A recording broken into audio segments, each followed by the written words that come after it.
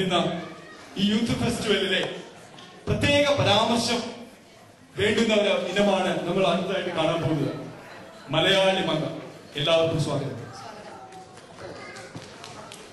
ഈ പ്രോഗ്രാമില് എന്റെ കൂടെ ഇവിടെ അവതാരികയായിട്ട് നിൽക്കുന്നത് ലിഥു കുര്യനാണ്. ലിഥുവിനെ നിങ്ങൾക്ക് ഒരുപക്ഷെ എല്ലാവർക്കും അറിയാം. ഏഷ്യാനെറ്റിന്റെ ആങ്കർ കൂടിയായ ലിഥു DC ബാൾട്ടിമോർ മെട്രോ ഏരിയയില് വളരെയധികം പ്രോഗ്രാമുകളുടെ അവതാരികയായിട്ട് നിൽക്കുന്നുണ്ട്. Give her a big hand.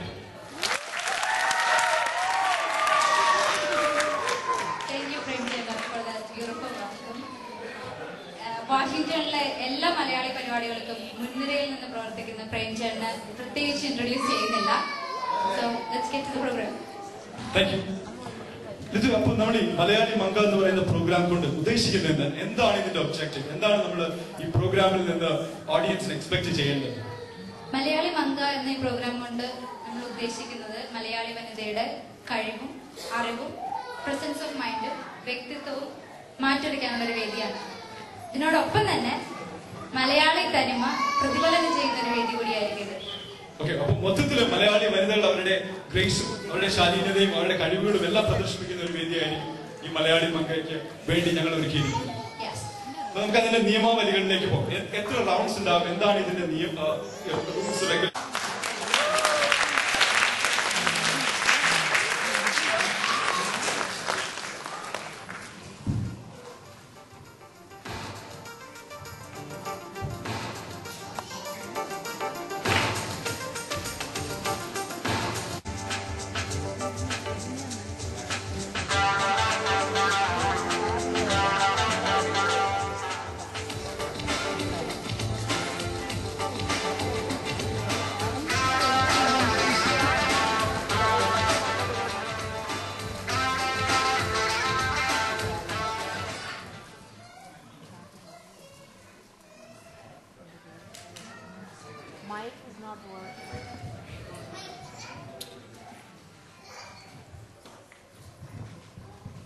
നമസ്കാരം ബഹുമാന്യരെ.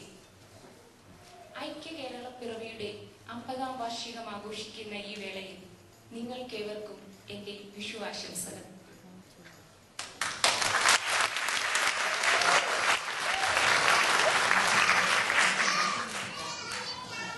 ആകാശ ചുംബികളായ ക്ഷേത്ര ഗോപുരങ്ങളും പള്ളിമണികളും വാങ്കുവിളികളും പരസ്പരം കൈകോർക്കുന്ന ഞാൻ എന്നെ പരിചയപ്പെടുത്തട്ടെ. എൻ്റെ പേര് ബൃന്ദ. ഞാനിവിടെ ബാൾട്ടിമോറിനടുത്തുള്ള കൊളംബിയയിലാണ് താമസിക്കുന്നത്. എൻ്റെ ഫാമിലിയോട് കൂടെയാണ് ഞാൻ താമസിക്കുന്നത്. ഭർത്താവിൻ്റെ പേര് സുരേഷ്. 3 വയസ്സുള്ള ഒരു മകളുണ്ട്, പേര് വൈഷ്ണവി. ഞാൻ ഒരു IT കമ്പനിയിലെ HR ഡിപ്പാർട്ട്മെന്റിൽ ജോലി ചെയ്യുന്നു.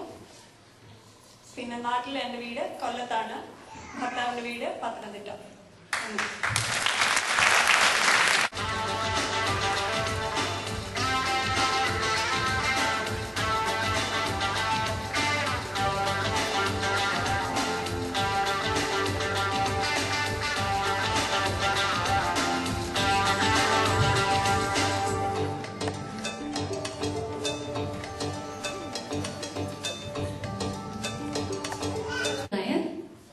ഞാൻ ഇവിടെ റിച്ച്മണ്ടിൽ നിന്ന് വരുന്നു.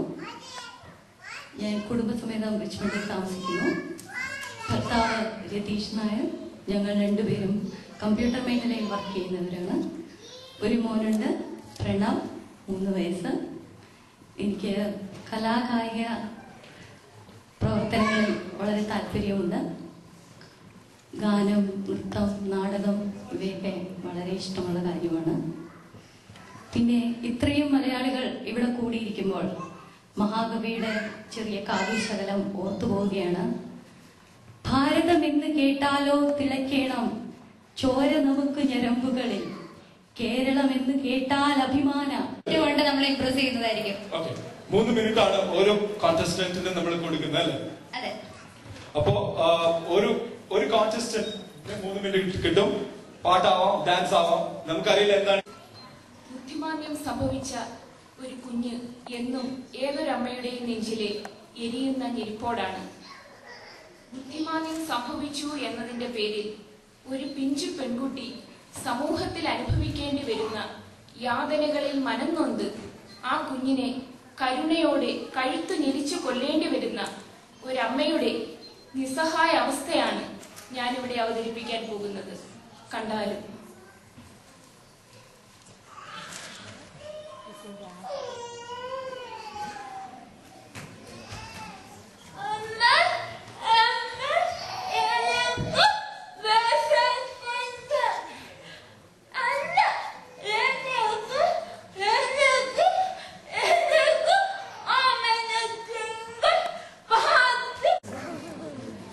ഞാനിവിടെ അവതരിപ്പിക്കാൻ പോകുന്നത്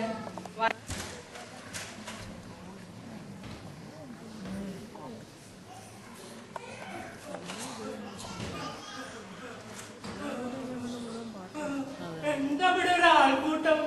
നിറയാളുണ്ടല്ലോ. എന്താ ഇവിടെ നടക്കുന്നത്?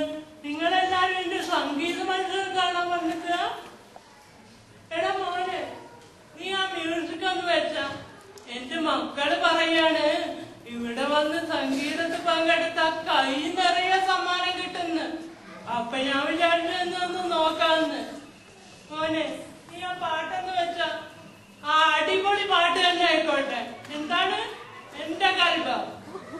എന്റെ കൽബിലെ വെണ്ണിലാവിലെ നല്ല പാട്ടുകാരാ, തട്ടമിട്ടു ഞാൻ കാത്തു വച്ചൊരെന്നുള്ള വീട്ടിലോളം അത്തറൊന്നു വേണ്ടേ എന്റെ പാട്ടുകാരാ, സുൽത്താന്റെ ചേലുകാരാ.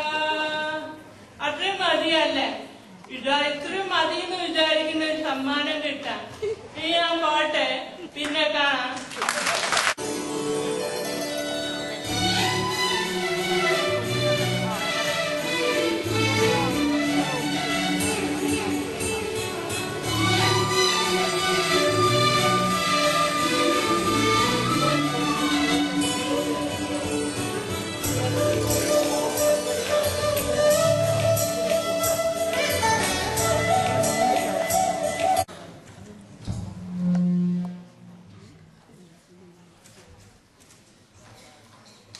ഞാനിവിടെ ഒരു പാട്ടാണ് പാടുന്നത്. കണ്ണപ്പനുണ്ണി എന്ന ചിത്രത്തിലെ പാട്ടാണ്. ഇതിന്റെ സംഗീതം രാഘവൻ മാഷാണ്, പാടിയിരിക്കുന്നത് സുശീലാമ്മയാണ്.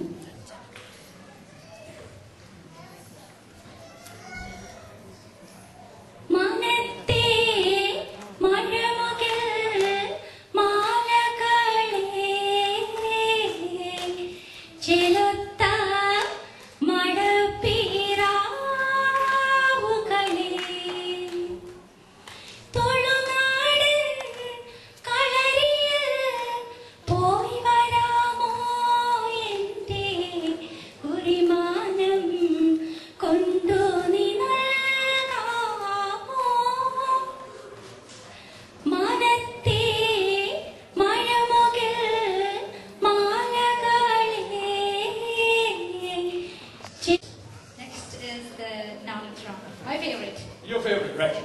So, നമ്മൾ നേരത്തെ explain ചെയ്തപോലെ knowledge round എന്ന് പറഞ്ഞാൽ all the participants will be asked 3 questions. ഞങ്ങൾക്ക് 8 divisions ഉണ്ട്. അതിലെ specific, അതായത് 8 different അങ്ങനെ ഒരു റൂള് നമ്മൾ വെച്ചില്ലായിരുന്നു. അത് അവര് പറയണം, ഞങ്ങൾക്ക് വേണ്ട.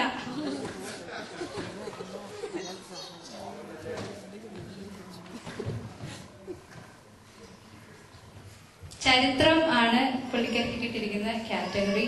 ഇനി questions make it easy for her.